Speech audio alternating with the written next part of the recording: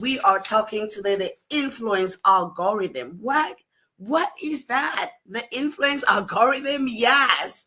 And we're gonna do beyond likes to real leadership influence. Who is here with us? We have with us Homa Wargu. Who is Homa? Homa is an award-winning LinkedIn strategist and a thought leader who has established herself as a dominant force in digital professional branding. As a LinkedIn top voice in marketing and a member of the global LinkedIn Certified Marketing Insiders Network, she has transformed thousands of careers through her signature 20 days LinkedIn growth program, reaching over 6,000 participants across 30 countries. And she has been recognized by 𝐤𝐤𝐤 as her country's #1 LinkedIn growth expert and among the top 200 LinkedIn creators worldwide. Homa's influence spans continents. Her achievements include the Goldman Sachs Growth Fellowship Selection, United Nations Summer Academy Scholarship, and multiple youth leadership awards, including the SME 100 Africa's 25 under 25 and Future Forward Female 25 under 25. Beyond her business success, what does she do? She leads the Light Conference for Kingdom Entrepreneurs and has authored 2 impactful books. Her mission focuses on empowering Africans to gain visibility and advance their careers through strategic digital presence, particularly on LinkedIn, where she continues to break barriers and drive positive change in professional development. Ladies and gentlemen, please join me. Welcome Homa to the Leaders World. Hi. How are you doing today? I'm excited. I mean, every time I hear my bio, I'm always like, oh my goodness. I Quite an know, interesting thing. and it's all yours. So much you've been able to do, so many achievements. And today, amidst all your busy schedule, you were able to push things aside to be here with us. Just sit down and chill and chat. And we are so grateful that you're able to be here with us. The influence algorithm, beyond likes to real leadership impact. What do you think about this Interesting. topic? What do you think I about think this topic?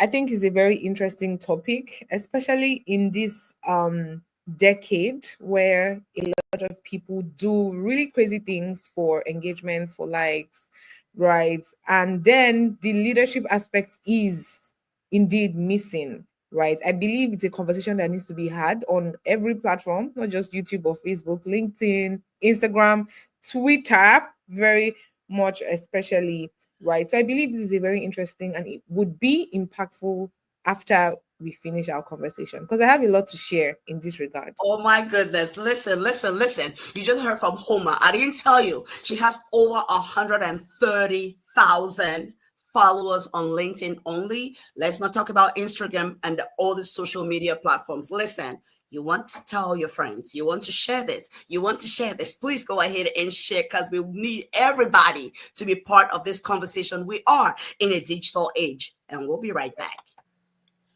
For your corporate and personal needs. Leaders World Institute, changing lives, one leader at a time.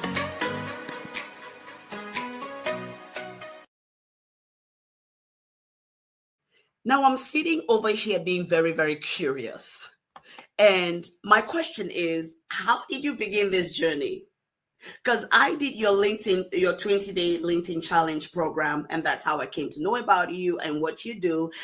Before then, my interactions with LinkedIn were different. And then when I did your program, I was like, oh my goodness, there's a whole lot, that I did not get into because I was just like, well, it's just that professional, straight face, straight jacket place. Yeah. So tell us about your journey and how did you get to begin to do all of this?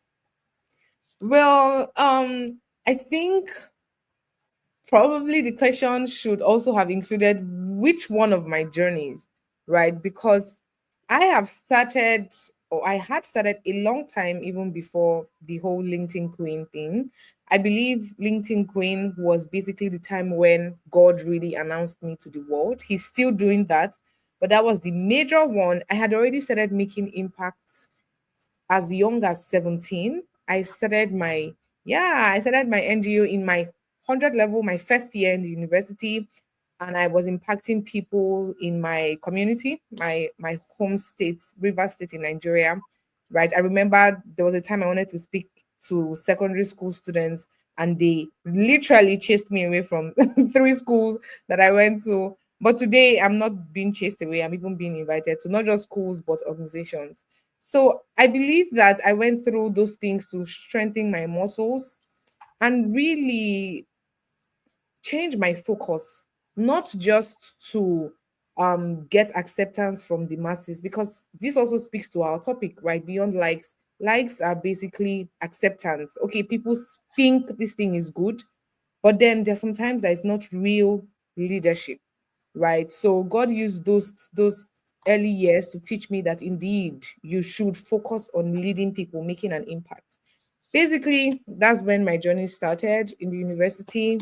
I met God there as well, and He directed my steps afterwards, right? I started LinkedIn when I was in 300 level. I didn't plan to be training people in different countries of the world. I just stumbled.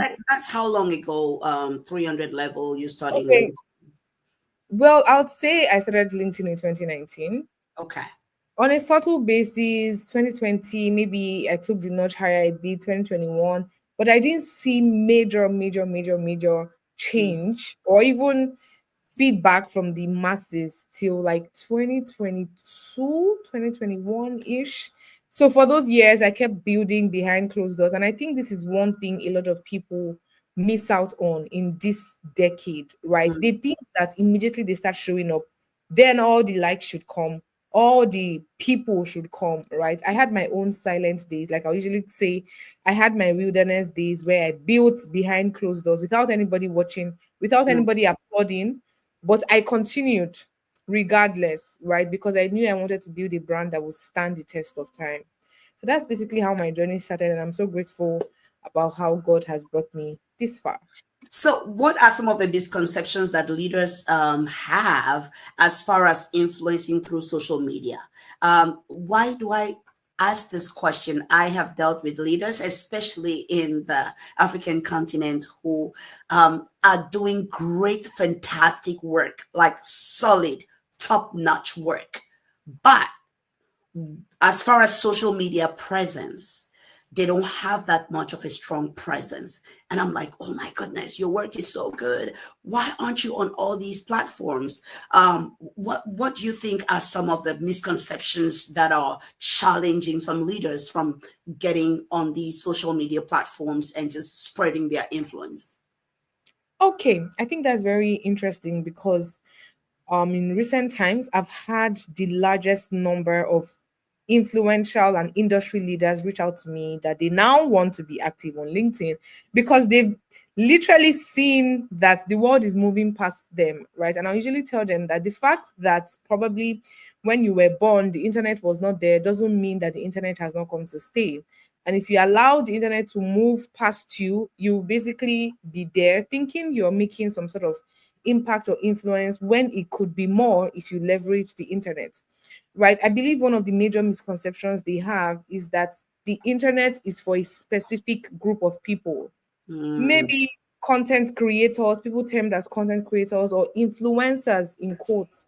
It has mhm, made them think that coming on the internet means that they don't have work to do or they are jobless, they're just creating content, or like it looks like something for jobless people, right? When they can be doing real work, not knowing that the internet is basically a tool that you have been given to amplify whatever it is that you're doing. I mean, mm, look at people like Tony Robbins, look at people like Oprah, look at these people that are leaders and they are intentionally utilizing media to push their work to the ends of the earth, right? So I'll usually tell people that if God has called you light of the world and you don't want to utilize a tool that can literally enhance that prophecy that you are light of the world, then indeed you might continue taking snail steps when you can literally be flying utilizing a tool. So mm. that's basically why I think some of them don't they don't really understand. what can come out of their brands if they effectively and efficiently utilize the tool called social media. How do we actually go from, being bogged down with likes and just having people engage on your content to real leadership impact? Where do we find the balance? Where do we find the balance? Is it just some vanity that we are trying to engage in, or is it really genuine leadership impact that is possible on these platforms? Well, I believe genuine leadership is possible on any platform. It Mm, depends on the person behind the profile, right? And the person's motive for being there. And that is why, even whenever I have my trainings, whether it's my 20 days LinkedIn growth program or corporate trainings or any of them at all, I make sure that people have a goal. People have a goal for showing up on the platform, because if you don't have a goal and you stumble on any platform, you would allow people's behaviors make you now choose your goal. So if you come on this platform and you're seeing people getting likes, comments, engagement, that would now rub off on you and you will pick that as your goal. So the balance between those two things is actually having an authentic goal while you're showing up there. If I'm mm, there because I want to influence people, even if I create a post and it influences one person or two people, I mean, I'm moving forward with my goal, right? mm, And if I don't get what other people see as success, it will not make me give up, right, on the platform or maybe leave the platform. Why? Because from the onset, I had a goal. I want to make an impact on this platform, whether it's for my own personal gain or somebody else's gain. My goal is impact. My goal is influencing people. So if much more leaders can come on these platforms with a goal right from the onset, a lot of them will not be carried away with vanity metrics like likes, comments, etc. All right, listen, ladies and gentlemen, this is so good, and Homa is doing great. She's already throwing gems all over the place. Can you put in the comments for us, please? Goal, goal, goal. Let's go, let's go. Let's see how many goals we can have in the comments. Let's let Homa know that you are here and you are here with us. All right, go ahead and also put any questions you have in the comments, and we'll try to get back to you with the responses to those questions. But I need for you to right now go ahead, share this. Okay, share this because this is already too good. All right, this is already too good. You want to be able to have a clear goal. She's already telling us, Homa is telling us to have a clear goal for why you engage with the platform, so that you're not sidetracked by any and every reaction, and also have a very, very clear motive for being there. Okay, ask yourself, what are you doing intentionally to amplify what you're doing already? Is what you're doing worth anything to anybody? Do you think if you have a reach of 100 people today, if you have, what would you do with 100,000 people? You Mm. see what we're talking about? So we are having today with us the LinkedIn Queen, and that's Homer for you. Homa, tell us, how do we deal with people reacting to our content, maybe not the way we want it, negatively, in Mm. quotes, because whether it's negative or positive is the way I choose to perceive it, but how would we respond to people who respond to our content, maybe negatively, maybe not the way we wanted or expected?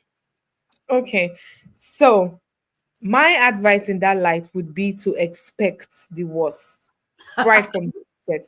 Yes, because people are very interesting, and I'm very grateful that I started out with that mentality. So there's this thing called the realm of champions. So the realm Mm, of champions is the realm where indeed champions exist. Is the realm where you are not caught up by your success and you're always looking for the next good thing to do to impact people and also mm, to really build your legacy, right? So for example, after I finished having Light Conference, which is a conference that I had in August for believers in the marketplace, a couple of people were telling me, oh, are you not going to rest, are you not going to sleep? I was like, oh my goodness. People's problems are crying. I have to really intentionally do stuff to fix it. Yes, there are times to rest, but the realm of champions is basically saying we don't rest on our past laurels, right? So in that realm as well, you are basically trained or equipped to know that people have their opinions, right? People will always have their opinions. And this is something Bishop David Oyedepo will always say. Everybody is entitled to their opinion. So if someone leaves a negative feedback on your post, especially if it is not true, is the person's opinion. So that's how I see it, right? The same people that were applauding Jesus during the triumphant entry, they were the same people saying, crucify him, crucify him. So even times when I see people applaud me, I appreciate them, but I don't put so much trust in those accolades such that if they say something the next day, I would now be extremely hot, right? So I expect it was because human beings can be very funny. So when it comes, I have already built muscles to take whatsoever they would say, basically. When it comes, Homer has already built muscles, and that's what she's telling us. And she talks about the realm of champions, and that's the place where you do not rest on your past glories. You know, it's been said that the enemy of your next move, the enemy of better in your life, could possibly be the last victory that you had. And people are entitled to their opinions, and different opinions, you know, the way I see it, Homer, is that different opinions sometimes help us to go back and reflect on what we're actually doing, to find out the content, the import of what we're actually doing, because, you know, it's possible for us. They say it's difficult to see yourself when you are in the frame. It's difficult to see yourself when you are in the frame. So that's why we need other people to give us feedback. And sometimes the feedback is not exactly what we expect. That's a kind of feedback mechanism that we want to leverage for our own progress, for our own good. It might be just an aspect of your leadership and your presence, which you have not looked at before. And this feedback helps you to look at it. But like you said, people are entitled to their opinions. And we have to be ready for the feedback that we get when we choose to make our presence felt in these spaces. And it also seems to me that the bigger you get, the more trolls you're gonna have as well. People who are just there to spy on you and to see how well they can feel good because of the negative thing they say about you, you know. So what's your framework now for measuring whether social media is actually advancing your leadership goals? What's your framework for measuring that? And we are talking to the leaders that are listening to us, so we can also learn from this. What framework would you use to measure whether social media is actually advancing your goals, whether Instagram, TikTok, LinkedIn, or any of these platforms? I would say, first of all, we need to do an audit of the goals, because a lot of leaders don't even have leadership goals, right? So they might be leading organizations, they might be leading initiatives, but they don't have leadership goals, especially personal leadership goals, right? So they might have goals for the organizations. These are KPIs people need to meet, goals for their initiatives, their businesses, but personal leadership goals, a lot of people do not have. So I believe this is where we need to start from. And after those goals have been created, right, one of the major things that we can use to measure the impact is basically how the followers are being transformed. So there's something I'll usually say, that my followers should not be followers forever, but my presence and my content should take them from being followers to being leaders Yes. in different sectors of industries, right? So when I see that happening, because I have a goal already. My goal is that everybody that follows me should not just remain a follower of mine, but you should advance into a leader in your own sector. So when I see that happening, right, back to back, in fact, today I posted my 130,000 followers mark on LinkedIn, and oh my goodness. And when I was looking at the comments, right, I could see leadership being represented there. People that come back and say things that I've said years ago. There are people that have my quotes written down in their books. There are people that can literally quote me, right? When I go for events, people can say, oh, this is something you said. Some people are running their lives, their businesses with quotes that I've made. That is real leadership. It's beyond whatever likes that I'm getting. I mean, who does likes really transform, or who does it impact, right? So as long as those things can make you feel good, and it also can be a tracker of if this thing is being understood by people or Mm, not. mm, However, beyond that, you need to intentionally ensure that those leadership goals are being checked and people that are actually following you are advancing into a version of themselves that you, as a leader, can be proud of. So that's mm. basically the framework I use to measure my own leadership impact. And I advise and call on every leader in every part of the world to intentionally begin tracking their leadership goals utilizing that.